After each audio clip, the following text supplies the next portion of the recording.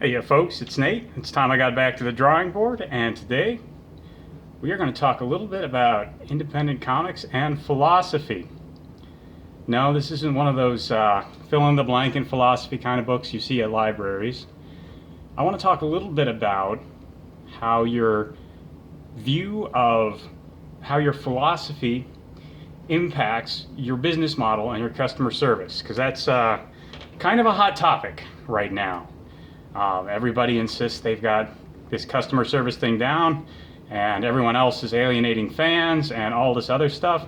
And the truth is, probably all of these people are trying to serve their fan bases, and at the same time alienating potential fans. I'm going to talk a little bit about why that is, and it does come down to philosophy. There are a lot of people who think that all you need is apolitical storytelling without any of your worldview or religion or other kind of things thrown in, and that's what makes for the best public customer service.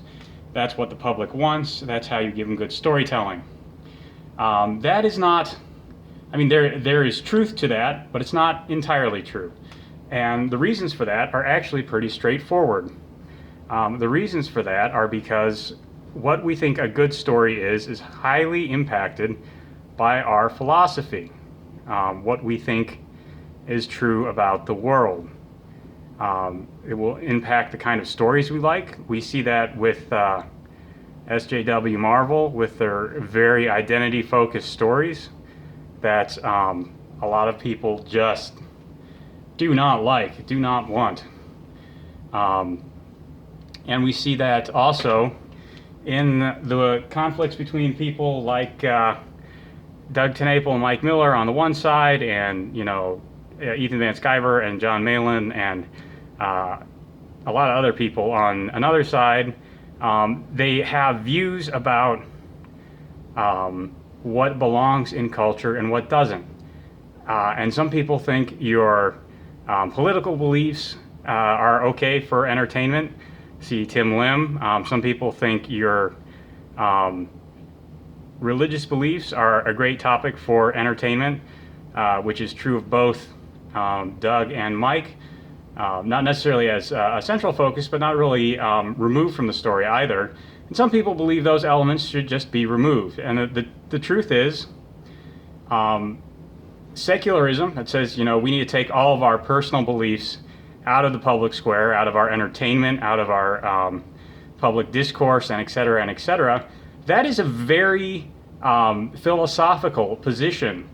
It's highly polarizing, just like any other decision about personal beliefs in the public square. For a while, everybody said, "Oh yeah, that's a good thing. Our life should be that way." And now a lot of people disagree. And everyone likes to say that things were peaceful and calm when we weren't talking about those things. But the truth is, it really feels more like we had a big blind spot to our public life that we are now seeing come to the forefront. And I could spend 20 minutes talking about why I think that's the case, but I really don't think that's why you're here. The truth is, we have different belief systems influencing what people think should or should not be a part of entertainment.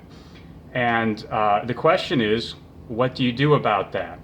When you have independent comics and they have differing values about storytelling and entertainment, what do you do? Well, ideally, the best thing to do would just be say, okay, well, you think that and I think this, and we can, get along, and we'll each tell our stories and encourage each other and critique each other's work and work to make better storytelling. That would be ideal. That's probably not what's going to happen. Creative types are very opinionated. We have very strong beliefs about what is good and bad for our mediums. And we do want to see those mediums flourish because we're kind of dependent on them. So it tends to get to be a pretty heated discussion. And that's fine. I actually prefer that to the everybody just take your own beliefs and shut up about them. Arguing in the public square, I think, is superior to everybody just sitting on their own beliefs and not talking about them. Because as you argue about things, you get exposed to other points of view, you gain insight, and you I mean, rarely do you change people's minds this way, but people become more confident in their own points of views, and people who are confident in their own points of views feel less of a need to ostracize other people because of them. Unfortunately, that's not what's happening, and so the next best thing really is for people to, I don't know, not necessarily segregate or balkanize, but to speak their own mind, but not necessarily interact with people with different opinions directly. Of course, if someone asks about them, you answer them and you pay attention to them, so you're ready to deal with them if someone does ask you about them. But maybe you don't need to be constantly discussing them. Honestly, if you really do disagree with them, something seems to be clogging my pen here. If you do disagree with them, you should probably just put it from your mind. Like if the things you disagree with are dominating your head, you're not going to be a very good creator because you're going to be so fixated on the ideas you disagree with. Everything you create is going to come off with that tinge of discontent, of combativeness. And again, that's a problem that you see a lot in SJW, Marvel, and other companies that put out a ton of subpar storytelling. You almost always find them focusing exclusively on the parts of storytelling their storytelling focuses almost entirely on the things they dislike about the people around them, rather than on the positive aspects of their goals or their beliefs or their identities or what have you.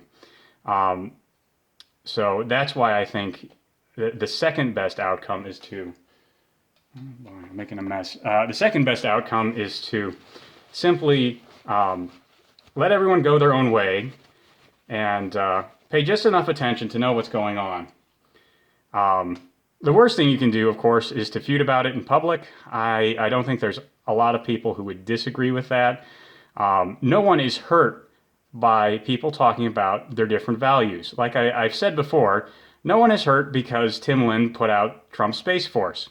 If that's not the kind of comic making you want to be known for, just say, well, that's not my kind of comic making. No one is hurt by Mike S. Miller having a man pray in his comics. If that's not the kind of comic you want to make, just say that's not my kind of comic making. No one is hurt if Ethan Van Sciver puts out Cyberfrog and no philosophies or human nature or anything of that sort is discussed in it. If that's not the kind of comic you want to make, third verse, same as before. Just focus on your point of view, and it's artists like to be open to new ideas. They like to take them in, and it's good to take in those other points of view. But if that's not what you want to do, that's not what you want to do, and that's fine. Don't worry about it. I guess this video is mainly to remind the people who say apolitical storytelling is the best, is that is a manifestation of your philosophy and your point of view. It is subjective and not objective. It is your own philosophy projected onto the world at large, and that's fine. Everyone should do that. But when you purity test everyone else around you, you come off, well, like a virtue signaling purity tester. And it's better for everyone if you just say, well, this is my standard, and everyone else can have their standards, and we can still be part of the independent comics community and get along. So anyways, that's all I have for today. I hope you enjoyed those thoughts. By the way, speaking of thoughts, I am still looking for a new book club book to do. I have a couple of books I want to take a quick look at, but nothing chapter by chapter. So if you have a book on philosophy or thoughts about art or creativity that you'd like to see a chapter by chapter examination of, please do post it in the comments down below. Let me know about that. And if you have any thoughts about this video, of course, they can go in the comments as well. That's all I've got for today. and I will talk to you later.